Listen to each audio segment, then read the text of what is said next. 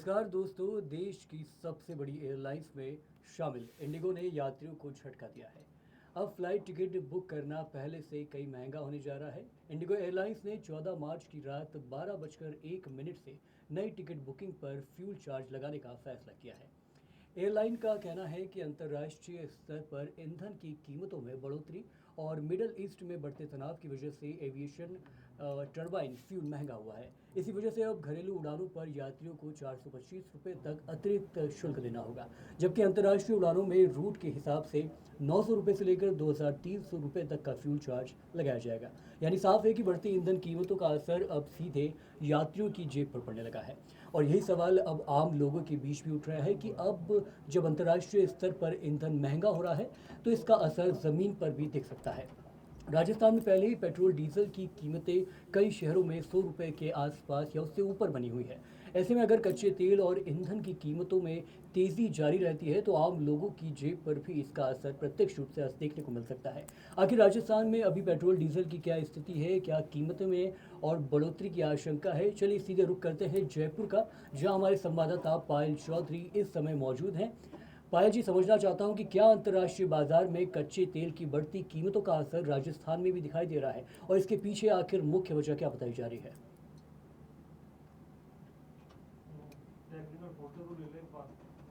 तो जिस तरीके से लगातार हम प्रयास कर रहे हैं कि हमारे जयपुर से संवाददाता पायल चौधरी सीधा जुड़े और इस मुद्दे पर तफसील अंदाज में ये बताया कि किस तरीके के परिप्रेक्ष्य में, किस तरीके की परिस्थिति में, और ये जो वैश्विक परिदृश्य इस वक्त चल रहा है इजराइल ईरान वॉर और अमेरिका के हस्तक्षेप को लेकर, इससे आम जनजीवन किस तरीके से प्रभावित हो रहा है। आपको अच्छी तरह और बेहतर अंदाज में पता होगा कि ये युद्ध जो वैश्विक परिदृश्य में शुरू हुआ था अब आपके किचन तक पहुंच चुका है, लेकिन आपकी गाड़ियों के ईंधन पर इसका क्या प्रभाव पड़ेगा, ये जानने के लिए पायल चौधरी हमारे साथ जयपुर से एक बार फिर हमारी संवाददाता जुड़ रही है। पायल जी, क्या कुछ होता हुआ नजर आ रहा है? और सबसे पहले समझना चाहूँगा, वैश्विक परिदृश्य में ये जो युद्ध चल रहा है इसका ईंधन पर क्या प्रभाव पड़ेगा, पेट्रोल डीजल पर क्या प्रभाव पड़ेगा और आम जनता की जेब पर क्या प्रभाव पड़ेगा? जी पायल।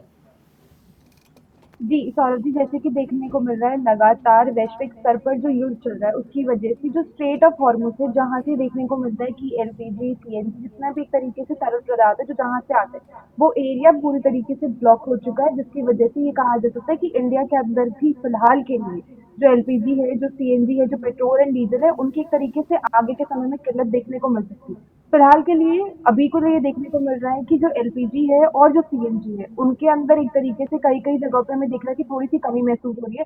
फिलहाल के लिए पेट्रोल और डीजल के जो प्राइसेस है उनमें इतना ज्यादा फ्लक्चुएशन नहीं देखने को मिला है या इतना ज्यादा इंक्रीज भी नहीं देखने को मिला है। पर जो देखने को मिल रहा है वो ये है एलपीजी, फिलहाल के लिए लोगों को पास में एलपीजी नहीं मिल रही है, सिलेंडर्स की उनको दिक्कत आ रही है बहुत ज्यादा। अगर मैं बात करूँ राजस्थान की, जैसलमेर के अंदर काफी सारे होटल्स एंड रेस्टोरेंट्स के ओनर इतने ज्यादा मजबूर हो चुके हैं कि उन्हें अपने होटल्स पे ताला लगाना पड़ रहा है क्योंकि कमर्शियल सिलेंडर्स उनको मिल ही नहीं रहे हैं। एंड अगेन वी नो कि जैसलमेर एक तरीके से टूरिज्म हब कहा जाता है, वहां पे टूरिस्ट बहुत ज्यादा आते हैं। तो अगर इंसान की किचन ही नहीं चलेगी या किसी होटल की या फिर रेस्टोरेंट की अगर किचन ही नहीं चलेगी तो वो टूरिज्म को वेलकम ही नहीं कर सकता है।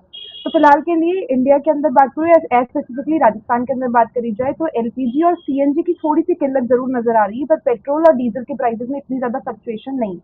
जी। पायल, आपने कहा कि पेट्रोल और डीजल की कीमतों में इतना इजाफा या फिर उतार चढ़ाव देखने को नहीं मिल रहा है, इसके बावजूद भी जनता का काफ़ी ज़्यादा रुख इख्तियार करते हुए ये समझना चाहता हूँ कि इस वक्त राजस्थान में पेट्रोल और डीजल की मौजूदा कीमतें क्या कुछ है और आने वाले दिनों में क्या संकेत मिल सकते हैं इसको लेकर? जी, फिलहाल के लिए पेट्रोल के प्राइसेस 104 टू 106 चल रहे हैं और जो मैं अगर बात करूँ डीजल के प्राइसेस 90 से 92 के बीच चले। अगर मैं ये पूरा प्रोसेस या पूरा लूप समझने की कोशिश करूँ तो अगर एलपीजी के प्राइसेस बढ़ रहे हैं, सीएनजी के प्राइसेस बढ़ रहे हैं, तो हम ये भी सोच सकते हैं कि कुछ समय बाद में पेट्रोल और डीजल के प्राइसेस भी बढ़ सकते हैं। अगर इवेंचुअली पेट्रोल और डीजल के प्राइसेस बढ़ते हैं, क्योंकि व्हीकल्स के अंदर जनरली वही यूज होता है, तो उससे हर चीज पूरी मार्केट पे असर पड़ेगा और लोगों की जेब पर सीधे सीधा असर देखने को मिलेगा।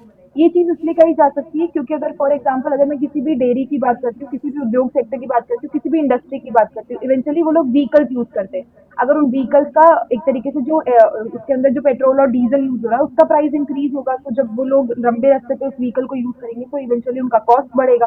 कॉस्ट बढ़ेगा तो सामान जो उसके अंदर जा रहा है उसका भी कॉस्ट इवेंचुअली इंक्रीज हो जाएगा। जैसे फॉर एग्जांपल अगर मैं ए डिस्टेंस से अगर बी डिस्टेंस तक अगर मेरा फ्रूट्स का बिजनेस है, अगर मैं फ्रूट्स ए डिस्टेंस से बी डिस्टेंस लेके जा रही हूँ, तो मेरा जो ट्रैवल वाला कॉस्ट है अगर वो इंक्रीज होगा तो इवेंचुअली मुझे क्या करना पड़ेगा, मेरा जो फल है, जो फ्रूट्स है, मुझे उनके प्राइसेस भी बढ़ाने पड़ेंगे।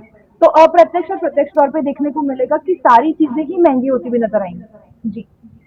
बिल्कुल समझना चाहूँगा पायल, लगातार ऊंची कीमतों का असर आम जनता की जेब पर कैसे पड़ता नजर आ रहा है, क्योंकि काफ़ी चिंता है आम जनता के बीच में, कई बार तो नाराज़गी भी जाहिर तौर पे देखने को मिल रही है। तो आम जनता क्या कुछ इस वक्त कह रही है, क्योंकि आप लोगों के बीच में जाते हैं, लोगों से बात करते हैं, तो उनका की प्रतिक्रिया क्या है, क्या रिएक्शन है, ये समझना चाहूँगा आपके जरिए। जी, लगातार जो शॉर्टेज देखने को मिल रही है काफ़ी जगह पे और काफ़ी जगह पे शॉर्टेज नहीं भी है।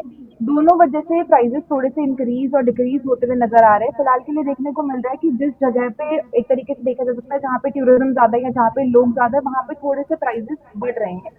सीएनजी के प्राइसेस भी बढ़ रहे हैं, एलपीजी के प्राइसेस भी बढ़ रहे हैं। सीएनजी की स्थिति है कि कुछ पेट्रोल पंप पर सीएनजी मिल भी नहीं रही है फिलहाल के लिए, या लोगों को बहुत ज़्यादा लाइन में लगना पड़ रहा है और उसकी वजह से देखने को मिल रहा है जैसे अब ऑटो है, एक ऑटो सीएनजी पे चलता है, अगर सीएनजी का फेयर इंक्रीज होगा, अगर सीएनजी की प्राइस बढ़ेगी तो इवेंचुअली देखने को मिलेगा कि ऑटो चालक जो अपने जितने भी लोग हैं जो उस ऑटो को यूज करेंगे उनका भी फेयर इंक्रीज होगा, बिकॉज उसे भी अपनी कॉस्ट कटिंग देखनी पड़ती है। तो फिलहाल के लिए सारी चीजें देखने को मिल रही है। अगर दूसरी चीज बात करी जाए पेट्रोल और डीजल की, उनमें अभी तक इतना ज्यादा उतार चढ़ाव देखने को नहीं मिला है। फिलहाल के लिए प्राइसेस 102 से 106 के बीच में चल रहे हैं पेट्रोल के, और डीजल के प्राइसेस 90 से 92 है, जो वेरी कर रहे हैं अलग अलग एरिया के हिसाब से। जी। जी, बहुत बहुत शुक्रिया पायल, इतनी तमाम सारी जानकारी के लिए। आपसे बात करके एक चीज़ तो ज़ाहिर तौर पे सामने आ रही है कि जनता के बीच में चिंता ज़रूर है, लेकिन प्रशासन और शासन अपनी तरफ से पूरी सहायता कर रहा है, मदद कर रहा है और कोशिश कर रहा है कि जनता को कम से कम मुश्किलें हो सके।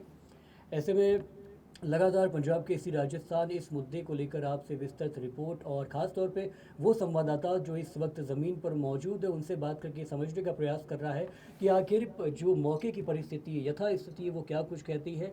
सबसे बड़ी खबर इस माहौल के बीच में यही है कि हवाई सफ़र आपका महंगा हो गया है, क्योंकि इंडिगो द्वारा फ्यूल चार्ज बढ़ाया जा चुका है। ऐसे में अगर आपको एक स्थान से दूसरे स्थान यानी कि अपने गंतव्य तक पहुंचना है, तो आपको पहले की तुलना में ज़्यादा अमाउंट पे करना होगा, जिसके चलते आपकी जेब पर असर प्रभावी रूप से देखने को मिल सकता है। और ख़ास तौर पे ये तो सिर्फ सफ़र की बात है, लेकिन जिस तरीके से वैश्विक परिदृश्य में ये जो वॉर की परिस्थितियां हैं, ये कहीं ना कहीं आपके दैनिक जीवन पे भी प्रभावित स्पष्ट रूप से दिखाई देती है। फिर पंजाब केसरी राजस्थान इस पूरे मुद्दे पर तफसील से नज़र बनाए हुए देखते रहिए पंजाब केसरी राजस्थान। एक बार फिर से बहुत बहुत शुक्रिया।